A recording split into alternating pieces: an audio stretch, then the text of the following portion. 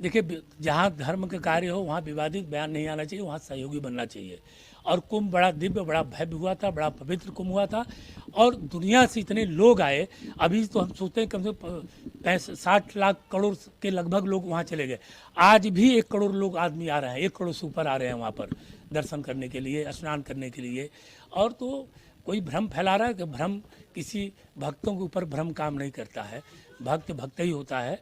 तो किसी की आस्था पर कोई भ्रम फैला के चोट पहुंचा रहा है तो उससे कोई असर नहीं पड़ता है। ममता बनर्जी का जो बयान सामने आया उसका जो है क्या कहेंगे? अखिलेश यादव, ममता बनर्जी, तो ये सिर्फ विपक्षी दल के नेता हैं इसलिए सवाल खड़े करना है या फिर वाकई में कोई अव्यवस्था दिखी वहाँ? देखिए, वोट और वोट की राजनीति नहीं होनी चाहिए धर्म के साथ। धर्म जो है अग्नि है, अगर धर्म का आप विरोध करेंगे तो निश्चित है धर्म आपको एक दिन नष्ट कर देगा। धर्म का आप सहयोगी बनेंगे तो धर्म आपको बहुत ऊपर ले जाएगा।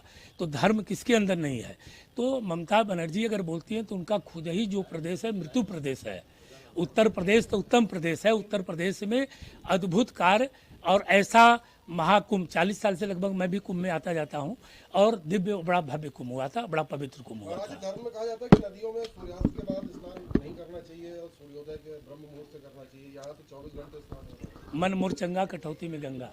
आप जब स्नान करें और जब मन जग जाए और तभी ब्रह्म मुहूर्त है। आप ब्रह्म मुहूर्त में उठ करके 4 बजे भोर में उठ करके और जाके चोरी करें और कहें कि मैं ब्रह्म मुहूर्त में उठ गया, तो वहाँ जब लोग नहाए उनका सभी मन लोग पवित्र था, इसलिए लोगों को वही पुण्य मिला है। मोदी जी यहाँ आ रहे हैं बागेश्वर धाम और कैंसर अस्पताल का भूमि पूजन करेंगे। वो मोदी जी, प्रधानमंत्री जी आ रहे हैं मध्य प्रदेश, बागेश्वर धाम पहुँचेंगे और 23 फरवरी को वो यहाँ कैंसर अस्पताल का भूमि पूजन करेंगे।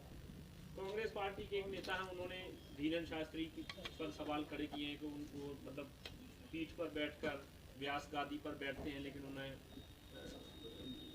रामायण जी का या गीता का उतना अच्छा ज्ञान नहीं है, व्याख्या वो अच्छी नहीं करते हैं, 10-12 श्लोक नहीं घुमाते फिराते हैं। तो क्या कहेंगे आप? जो लोग धीरेन्द्र शास्त्री को ऐसा बोलते हैं तो उन लोगों को ऐसा सोचना चाहिए ना कि अगर आपको ज़्यादा ज्ञान है तो आप ही व्यास पीठ पर बैठ जाइए। आप ही के ज्ञान को हम लोग सुनते हैं।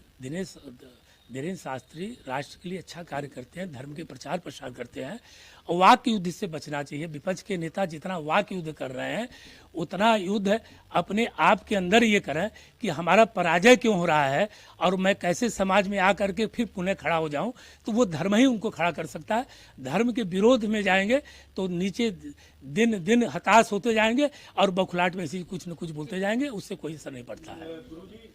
महाकुंभ में जो भगदड़ हुई उसमें बहुत से लोग मारे गए, उसमें धीरेन्द्र शास्त्री जी ने बोला कि इनको मोक्ष प्राप्त हुआ है, इसमें आप क्या कहें? नहीं, देखिए, जिन लोगों के परिजन गए हैं, देखिए मैं उस समय बोला था जिन लोगों के परिजन गए हैं तो उनको मोक्ष नहीं चाहिए। वो तो यही चाहते हैं कि किसी तरह से मेरा जिसका बेटा गया होगा, माता गई होंगे, पिता गया होंगे, पुत्र गया होगा, तो वो हमें वापस चाहिए। तो कभी कभी भावुकता में कोई शब्द निकल जाता है तो उसको अन्यथा नहीं समझना चाहिए।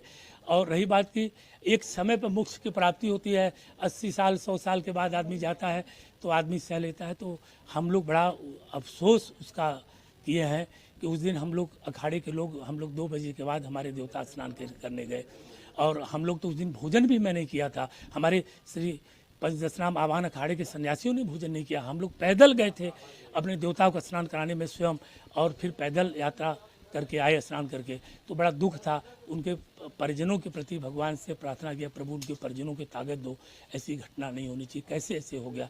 अब जो प्रकृति ने, प्रभु ने सोच रखा है, कहावत है कि प्रभु का सोचा हुआ पहले, मनुष्य का सोचा हुआ बाद में। तो हम आज भी दुखित हैं हम सब लोग उस घटना को लेकर के। सवाल बच्चे ममता कुलकर्णी वाला और बता दीजिए कि ऐसे कोई भी बड़ा आदमी जाएगा या कोई राजनेता तो क्या क्या क्या मतलब ऐसे? नहीं, देखिए 13 ही अखाड़े हैं। 13 अखाड़ों में ने किसी ऐसे प्राणी को अगर बनाया है महामंडलेश्वर तो आप हमसे सवाल पूछें, हम 13 अखाड़ों को जानते हैं, उसके बाद 14वें अखाड़े को मैं नहीं जानता हूँ, ठीक ना। तो हमारे 13 अखाड़ों में किसी संत महापुरुष अखाड़े ने किसी को महामंडलेश्वर कैसे पद दिया तो आप पूछें, मैं निश्चित उसका जवाब देने के लिए तैयार हूँ। सर्टिफाइड नहीं है कहने का मतलब? नहीं, सर्टिफाइड नहीं, 13 ही अखाड़े हैं। हाँ, 13 अखाड़े हैं जी। गंगा के पानी में सीवेज कण पाए गए हैं। वो तो बैक्टीरिया इतना ज्यादा है कि लोगों की हालत खराब है। पानी नहाने लायक तो क्या, वो तो पानी पीने लायक नहीं है वहाँ पे। अरे हम तो अब मैं तो स्वयं 1 महीने स्नान किया हूँ, स्वस्थ रहा हूँ, स्वस्थ होकर के आपके सामने भोपाल में इंटरव्यू दे रहा हूँ। फॉरेंसिक साइंस रिपोर्ट है सर। अब वो विज्ञान की व्यवस्था है, वो वैज्ञानिक लोग जाने। हमारी आस्था की विश्वास है, मैं आस्था में जाता हूँ। मीरा जी ने उस विष को पिया तो वो अमृत हो गया, वही शिव जी ने विष पिया तो सोचे विष है तो विषैले हो गए, नीलकंठ महादेव हो गए। तो हमारी आस्था की बात है, हमें नहीं लगा। और जिनको आस्था की बात नहीं है तो उनको अमृत भी पिलाएंगे तो विष हो जाएगा। लोगों को मतलब आस्था के लिए यदि वो बीमार पड़ रहा तो नहीं पड़ेगा। अरे हमने तो नहीं देखा, हम लोग तो कोई बीमार नहीं पड़े हैं, हम लोग तो वही थे, कंटिन्यू रहे। मैं तो 1.5 महीने, अब मैं दिसंबर से कंटिन्यू वहाँ पे हूँ, तो अभी आया हूँ। आप देखिए हम बीमार लग रहे हैं कहीं से आपको? मैं स्वस्थ रोज वही जल पीता था, स्नान की था। बात हो रही है स्वस्थ और अस्वस्थ। अब विज्ञान की व्यवस्था